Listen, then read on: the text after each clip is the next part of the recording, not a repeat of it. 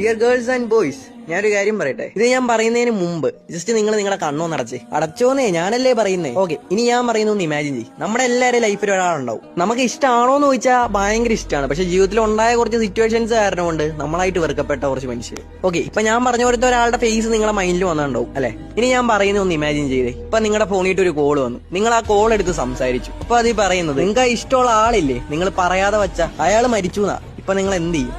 വേറെ ഒന്നും ചെയ്യാനില്ല, കുറെ മെമ്മറീസ് ഓർത്ത് കരയുമായിരിക്കും അല്ലെ. എന്റെ പൊന്നു പിള്ളേരെ, നമ്മുടെ ഈ ലൈഫ് എന്ന് പറഞ്ഞാൽ ഒന്ന് അകത്തേക്ക് എടുത്ത ശ്വാസം പുറത്തേക്ക് വിടാൻ പറ്റിയില്ലെങ്കിൽ തീരാവുന്നുള്ളൂ. എടാ, നമ്മൾ ഇന്ന് അവരുടെ അടുത്ത് ഈ ദേഷ്യമൊക്കെ പിടിച്ചിരുന്ന് നാളെ അവർ ഈ ലോകത്തുനിന്ന് അങ്ങ് ഇല്ലാതാവും. നമ്മൾ എത്ര കരഞ്ഞിട്ടും കാര്യം ഉണ്ടാവില്ല. നമുക്ക് ആപ്പാടെ പറ്റുന്നത് കരയാൻ മാത്രം അല്ലെ. തെറ്റു പറ്റാത്തായിട്ട് ആരും ഉണ്ടാവില്ല. എനിക്കറിയാം നീ ഒരുപാട് ചാൻസ് കൊടുത്താണ്. പക്ഷേ ഒരുപക്ഷെ നമ്മളൊന്ന് അയാളുടെ ഭാഗത്ത് നിന്ന് ചിന്തിച്ചാൽ തീരാവുന്ന പ്രശ്നമുള്ളൂ. സത്യം പറഞ്ഞാൽ നീ കേട്ടിട്ടില്ലേ, കണ്ണുള്ളപ്പോ കണ്ണിന്റെ വില എന്താണെന്ന് നമ്മൾ തിരിച്ചറിയില്ല. അതുപോലെ തന്നെയാണ് ആ ഒരാള് നമ്മുടെ കൂടെ ഉള്ളപ്പോ അയാളുടെ വില എന്താണെന്ന് നമ്മൾ അറിയില്ല. അത് അറിയണമെങ്കിൽ ഒരിക്കലും തിരിച്ചു കിട്ടാത്ത രീതിക്ക് അത് നഷ്ടപ്പെടും. നിന്റെ കണ്ണീരായിരിക്കും അയാളുടെ വില. സോ ചിലതൊക്കെ എന്നേക്കായിട്ട് നഷ്ടപ്പെടുന്നതിന് മുമ്പ് തിരിച്ചു പിടിക്കാൻ നോക്ക്. ബൈ ലൈക്ക് അടിക്കാനും ഫോളോ ചെയ്യാനും മറന്നേക്കും.